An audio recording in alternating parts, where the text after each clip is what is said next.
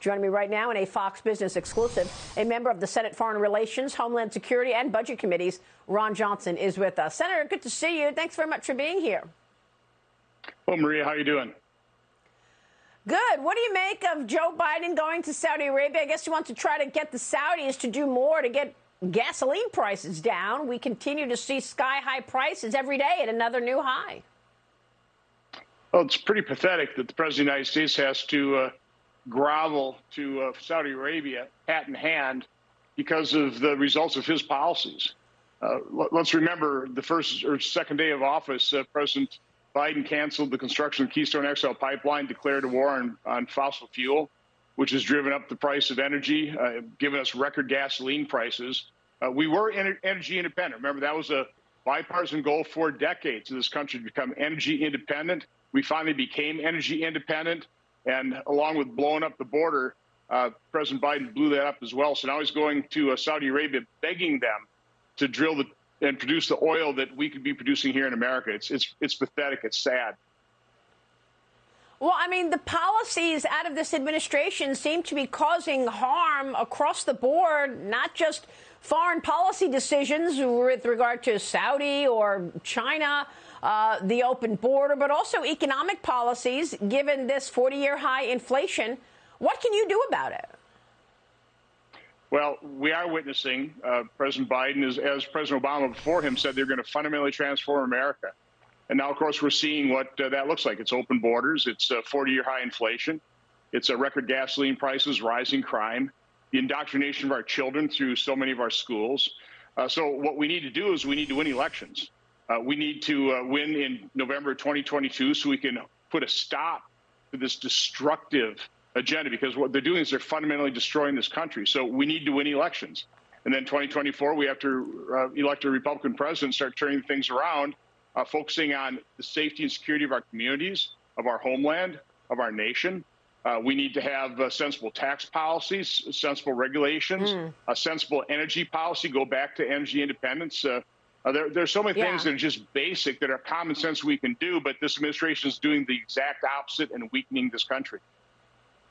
Well, we've been looking at the inflation timeline, and we know that inflation was at 1.4% when Joe Biden walked into the White House more than a year ago, and it has slowly but surely crept up, as has his spending.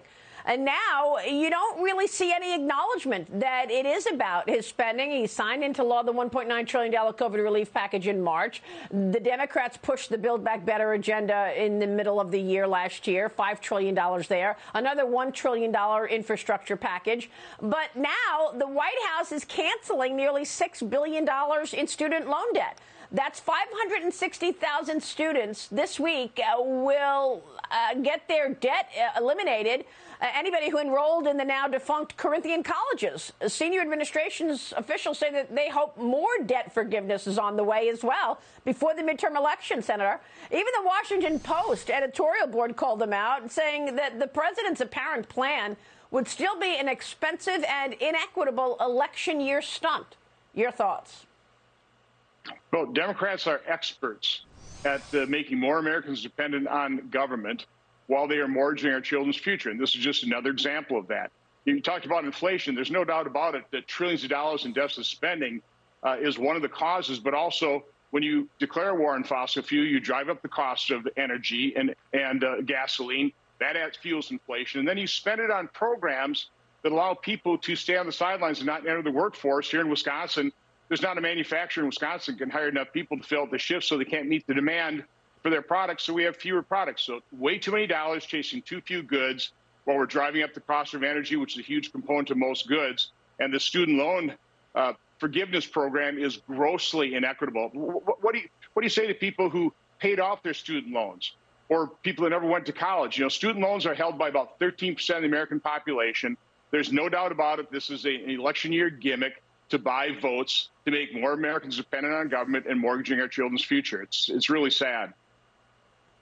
Well, you also have the policy on China that I want to get your thoughts on. I hear that he's considering removing the China tariffs, which, of course, were put in place by President Trump. There is also this wide open window for the Federal Thrift Fund. This is the 401k for government employees, and that they could be allowed to buy Chinese companies tied to the Chinese Communist Party. Can you imagine that? Military men and women among them buying the very companies that may very well turn around and fight against America as the CCP tries to become the #1 superpower. And we're going to fund their expansion in our federal thrift fund, 401k? Yeah, we shouldn't allow that. But I think one of the more egregious actions by this administration was canceling the China Initiative, which was a Department of Justice program that was investigating Chinese theft of our intellectual property at our university systems. You know, obviously, you've been working with me in terms of making public the compromise of President Biden through his Hunter Biden's foreign financial entanglements. Is that one of the results of that? Is canceling that initiative to investigate the theft of our intellectual property? So across the board, President Biden has been weak on China. He has been weak across the board, tempting tyrants like Vladimir Putin to invade Ukraine. That's what happens when you weaken America. You have our adversaries taking advantage of the situation, and China's doing that as well. Well, it's the right question to ask, given the tens of millions of dollars that you've been able to document that his family has taken in from Chinese officials. Senator, we'll keep watching all of this. We appreciate you joining me this morning. Thanks very much, Senator Ron Johnson, joining us this weekend.